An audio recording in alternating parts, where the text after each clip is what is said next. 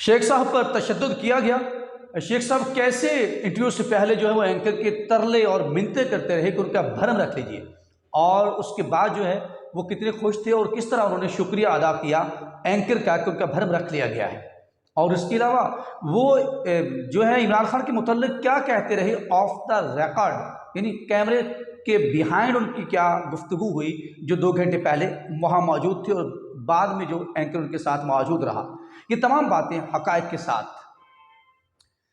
अस्सलाम वालेकुम नाज़रीन, मैं हूं आपका मेज़बान अखलाक अहमद सालिक और अपने यूट्यूब चैनल पर आपको खुशामदीद कहता हूं। शेख साहब की तशद्दुद के हवाले से एक बड़ी कंट्रोवर्सी चल रही थी। उसके मुताबिक जो है वो एक तरफ तो वो कहते हैं कि तशद्दुद नहीं किया गया और दूसरी तरफ वो कहते हैं कि हमें माफ़ कर दिया गया।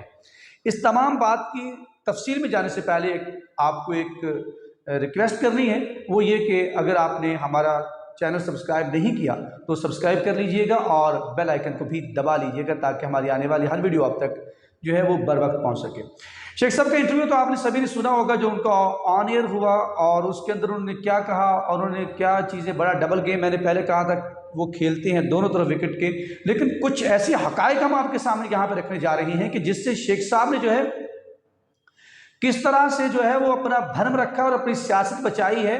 बात वो करते हैं कुछ और, निकलते कुछ और है। लोग उनकी बड़ी वो कहते हैं मैं नस्ली हूँ और असली हूँ, लेकिन यहाँ पे चीज़ें जो हैं वो कुछ और हैं। उन्होंने एक निजी टेलीविज़न को जो है वो जिस एंकर ने उनका इंटरव्यू लिया है उसको जो है वो इंटरव्यू में उन्होंने क्या सारे हक़ाइक़ सामने रख दिए। वो हक़ाइक़ हम आपके सामने एक एक लफ्ज़ बाई लफ्ज़ आपके सामने रखेंगे, फिर आपने भी फैसला करना और फिर हम भी आपको बताएँगे कि किस तरह शेख रशीद साहब अपनी पूरी ज़िंदगी में, पहले व्लॉग में कह रहा हूँ कि वो बड़ा खूबसूरत खेलते हैं और अपना विकेटों की दोनों तरफ खेल जाते हैं और अपनी सियासत में बचा जाते हैं और अपनी जो है वो पर्सनैलिटी को भी लूज़ नहीं होने देते।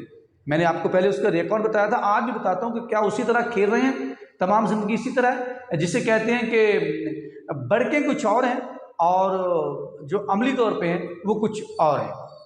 चलें बढ़ते हैं, क्या उसका इंटरव्यू हुआ है। इंटरव्यू उन्होंने दिया जी तलत हुसैन साहब ने इंटरव्यू लिया है मुनीब फ़ारूक साहब का, जिसके अंदर जो पहले मुनीब फ़ारूक साहब ने जो था वो शेख रशीद साहब का इंटरव्यू किया था, और अब जब तलत हुसैन ने उनका इंटरव्यू लिया तो वो बड़ी उन्होंने हक़ाइक़ सामने खुल के आ गए हैं कि शेख साहब जो हैं वो कैमरे के बाद क्या करते रहे और कैमरे के ऑफ कैमरा वो क्या क्या बातें करते रहे। वो बातें बड़ी इंपॉर्टेंट है जो हम आपके साथ शेयर करने जा रहे हैं। वीडियो के आखिर तक हमारे साथ जुड़े रहिएगा और हम आपको बताएंगे कि वो खान साहब के मुताल्लिक़ क्या उन्होंने कहा है। चलिए चलते हैं, बढ़ते हैं। उन्होंने क्या कहा है। जब तलत हुसैन ने कहा कि आपने इंटरव्यू का पहला सवाल उनसे किया कि मुनीब फ़ारूक से, जिन्होंने अब हक़ाइक़ खोले कि तशद्दुद नहीं किया गया, तो ये तमाम बातें उन्होंने दोबारा से भी, मैंने भी इंटरव्यूज़ को देखा है तो उसमें कुछ ऐसी बात नहीं थी जो शेख साहब की कल कंट्रोवर्सी चली थी कि शेख साहब जो है उन्होंने कहा कि तशद्दुद हुआ है, फिर उन्होंने कलमा भी पढ़ा कि मेरे पर तशद्दुद नहीं हुआ। तो मुनीब फ़ारूक से पूछा तो मुनीब फ़ारूक ने भी इस बात की गवाही दी आगाज़ में कि मेरे साथ इंटरव्यू के अंदर उन्होंने कुछ बात नहीं की और मैंने जो देखा वो कुछ ऐसा नहीं था, नॉर्मल था। वो कहते हैं कि शेख साहब ने अच्छे कपड़े पहने हुए थे, वेल ड्रेस थे, शेव की हुई थी और उन्होंने ये तक भी बता दिया कि उन्होंने गुच्ची की जो है ना वो जूता भी पहना हुआ था। शेख साहब की ये तो है, तो वो अपनी पर्सनैलिटी को हमेशा सगार हो, वो उनकी वेस्ट कोट हो, वो कपड़ा हो, वो बड़ा अच्छा वेल ड्रेस रहते हैं। आगे जाके वो मुनीब फ़ारूक क्या बताते हैं उनसे, इसके उनका ये बात हकीकत है कि उनका वज़न कम हुआ था, इसके अलावा कोई ऐसी कोई निशानात नहीं, मुझे कोई एविडेंस नहीं मिला कहता जिससे मुझे महसूस हो कि वो जो है वो उसका शिकार हुआ हो तशद्दुद का, लेकिन ज़हनी दबाव का भी वो शिकार थे। जिस तरह कहते हैं कि मैं उनके घर जो है वो जब इंटरव्यू से 1.5 घंटा पहले, जो 1 या 1.5 घंटा पहले वहाँ पहुँच गया था, तो शेख साहब मेरे साथ बैठे रहे, उन्होंने मेरे साथ गुफ्तगू की, मेरे साथ बातें करते रहे। वो पहले तो मुनीब फ़ारूक साहब भी कुछ नहीं बता रहे थे कि क्या हुआ, क्या बातें हुई ऑफ द रिकॉर्ड, जो कैमरे की नज़र से ओझल जो आपकी बातें हुई हैं वो क्या था, उसमें कुछ नहीं बताते रहे। फिर तलत हुसैन ने एक बड़ा सवाल दागा, वो आपको बताएंगे, जिसके बाद जो है वो सारी चीज़ें वो उगल भी गई। तो वो कहते हैं कि उस 1.5 घंटे के दौरान जो है वो मैंने नहीं देखा कि शेख साहब को किसी ने डराया धमकाया हो, कोई बाहर खड़ा हो या शेख साहब को कुछ ऐसी बात। वो कहते हैं मैं गया तो वो नॉर्मल किस्म की गुफ्तगू कर रहे थे, जैसे वो लोगों को कह, मेरे जाने से पहले खाना तैयार था, उन्होंने खाना मंगवाया कि खाना लाओ जी, पानी लाओ जी, फ़लाँ चीज़ लाओ। इस तरह वो नॉर्मल जैसे घर में एक रूटीन होता है उसके मुताबिक बात कर रहे थे, ऑफ द रिकॉर्ड बातें वो बता रहे थे। उसने कहा इससे कोई वजूद नहीं है, मौलवी फ़ारूक साहब कहते हैं, जो तशद्दुद के हवाले से है, अभी तक मान रहे। लेकिन ये बातें मौलवी फ़ारूक साहब कहते हैं कि मैं ये समझता नहीं कि ये कहाँ से क्राफ्ट हो जाती हैं, कैसे ये चीज़ लोग चीज़ें घाड़ लेते हैं, जैसे हम कहते हैं पंजाबी, एक कितु काट ली सारी गल वो चीज़ें। फिर उसके बाद उन्होंने बताया कि शेख साहब के पास कब और कैसे गया, ये तमाम बातें उसने बताई वहाँ पे, कि वो मैं किस वक्त गया, वह तमाम बातें वो कहता है मैं पहले भी अपने अपने प्रोग्राम के अंदर भी वो बता चुके हैं।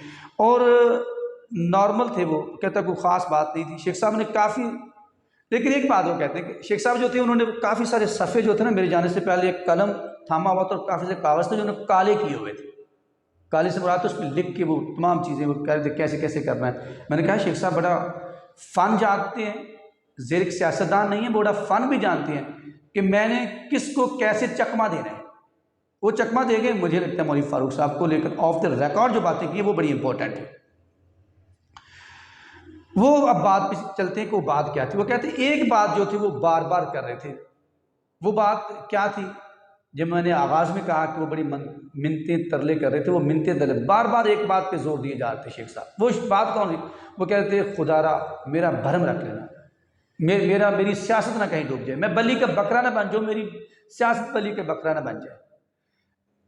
ऐसा इंटरव्यू आपको शायद पता हो कि मौलवी फ़ारूक साहब जो हैं वो बड़े पढ़े लिखे और बड़े समझदार और सुलझी हुई फैमिली से ताल्लुक़ रखते हैं, और उनकी तरबियत और तालीम जो है वो कुछ ऐसे माहौल में हुई है कि वो बिलो द बेल्ट बिल्कुल नहीं जाते। वो ऐसा कुछ नहीं करते कि जिससे आपने उनका इंटरव्यू करने का अंदाज़ देखा होगा, बिल्कुल मुख्तलिफ है लोगों से। वो कभी भी ऐसा नहीं है, वो चीज़ को निकालने की कोशिश करते हैं लेकिन किसी की तज़लील की कोशिश नहीं करते।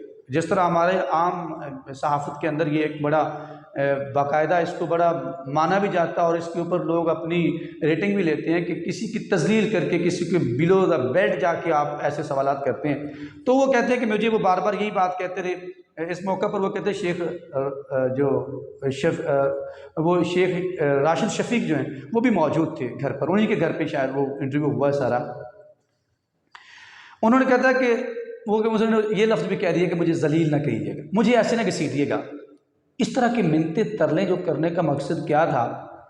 तो लेकिन शेख साहब बाहर बैठ के कहते हैं कि ना उन्होंने कोई मेरी गल मनी तो ना मैं क्यों उन्होंने गल मनी।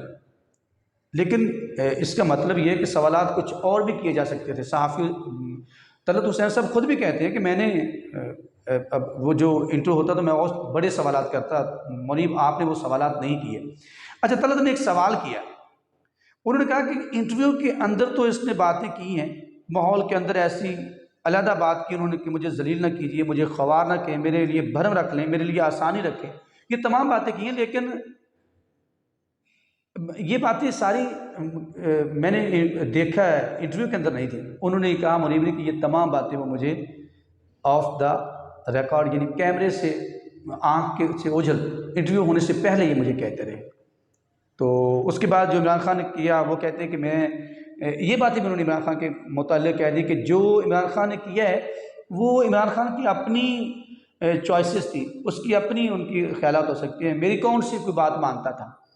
और ये पता नहीं शेख साहब आप इतने करीब थे कि खान साहब उनकी जमात के ना होते हुए भी आपको पीटीआई के अंदर वो हैसियत हासिल थी जो वहाँ के वाइस चेयरमैन और वहाँ की बड़ी बड़ी जो उनकी क़यादत है उसको भी हासिल नहीं थी, ये तो आप भी मानते होंगे। उन्होंने कहा जी इसके बाद वो आगे चलते हैं कि मैं तो एक सीट की जमात वाला, जो मेरी जमात है एक सीट वाली, तो ये इमाम कहते मुझे खुदारा मत घसीटिएगा, बार बार यही बात कर रहे थे। और फिर क्या क्या कोई ऐसा, फिर शेख मुनीब फ़ारूक कहते हैं कि मेरे पास कोई ऐसा एविडेंस नहीं आया इस तमाम दौरान के किसी को धमकाया गया। सही बात है, नहीं धमकाया, हम भी मानते हैं मुनीब साहब आपकी बात को, आपने जिस डिसेंट अंदाज में उनका इंटरव्यू किया वो भी काबिल तारीफ़ है, ऐसा होना भी चाहिए। लेकिन कुछ सवालात ऐसे भी हैं शेख साहब खुद से फंसे हुए हैं। कल जो उन्होंने बात की, एक तरफ वो कहते हैं जी नहीं मुझे कुछ भी नहीं कहा, वो कहते हैं मैं डीपीओ को भी माफ़ किया, वो सबको, जब तशद्दुद हुआ तो फिर किस बात पे माफ़ किया है? चिल्ले के साथ, वो तो सभी को पता है, वो सभी के सामने है वज़न आपने मान लिया कि कम होगा, वज़न ऐसे कम नहीं होता 40 दिन में 20 किलो वज़न कम होना।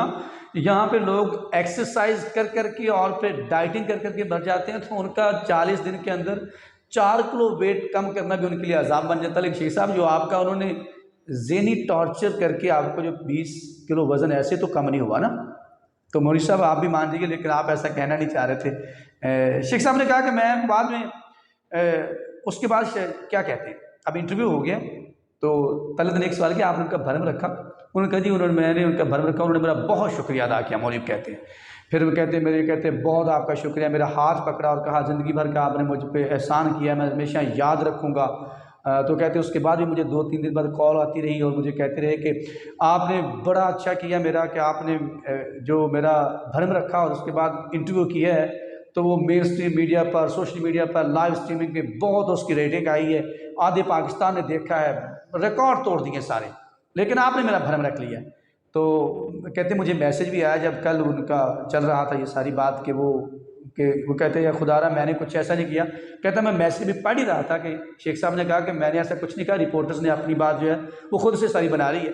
इसी दौरान शेख साहब का जो है उसी नंबर पे कॉल आ गई, तो शेख साहब ने कहा कि यार खुदारा मैं कुछ भी नहीं ऐसा कुछ कहा किसी को, रिपोर्टर ने, ये तमाम रिपोर्टर्स ने अपनी बात बनाई है। मैंने भी ये बात कही थी उस वक्त अपने पिछले व्लॉग में, शेख साहब को ये रिपोर्टर्स तमाम तस्दीक आपको वो पूरी डिटेल में बताया कि दी न्यूज़ ने किस तरह चलाई, फिर किस तरह वेबसाइट से हटा दी गई। लेकिन शेख साहब का ऑफ द कैम जो है वो इस तरह से शुक्रिया अदा करना और बाद में और पहले बार बार जो है वो एक चीज़ का तरला करना, मिन्नतें करना, ये बड़े सवालिया निशान है। तो इसकी वजह क्या है? ये वजह भी हमने ढूंढ ली। अगर ये भी कहते हैं कि शेख साहब ने ना मुझे बड़ी दुआएं दी हैं कि मैं आपके लिए दुआ करता हूँ, तो फिर तलत हुसैन एक बड़ा वहाँ पे मज़ाहिया अंदाज में एक स्टेटमेंट पास की। उन्होंने कहा मुनीब आप तो अब ये तो हम भी अब कहते हैं कि अब आप बख्शे जाएंगे, शेख साहब ने आपको दुआएं दी हैं और वो दुआएं देते भी रहेंगे, अब आप तो जनती हो गए हैं जनती किस तक हुए हैं। और शेख साहब ने क्या एक बात जो है वो इस तरह ये इंटरव्यू सारा पहले भरम रखने के लिए मिलकर लें और बाद में शुक्रिया अदा करना और आज तक भी शुक्रिया अदा करते रहना, इसकी वजह क्या है? मैं आपको आगाज़ में कहा था कि इसकी एक बड़ी वजह है। शेख साहब किसको ट्रैप कर गए हैं, ये बड़ी इंपॉर्टेंट बात हम आपके साथ अगले व्लॉग में करेंगे, वो व्लॉग देखना मत भूलिएगा, बड़ी इंपॉर्टेंट चीज़ें हैं। मैं शेख साहब की पूरी आपको उससे फैक्ट एंड फिगर्स के साथ और पूरे ट्रैक रिकॉर्ड के साथ आपको साबित करूँगा कि शेख साहब पहले भी इसी तरह के पत्ते खेलते रहे और इसी तरह डबल गेम करते रहे हैं हर दौर में, और पहली दफ़ा उनको ज़हनी तनाव का शिकार हुए हैं। शायद पहली दफ़ा उनको, पहले वो लाडले थे एस्टेब्लिशमेंट के और अब शायद वो उस लाडलों ने थोड़ा सा उनको ना जिसे कहते चाबी दी है शेख साहब को। तो वो क्या बात है, वो बात देखने के लिए आपको अपना हमारे अगले व्लॉग तक का इंतज़ार करना होगा। और मुझे यहाँ पर अखलाक सालों को इजाज़त दीजिए और अपना ढेर सारा ख्याल रखिएगा और मुझे भी दुआओं में याद रखिएगा। अल्लाह निगहबान।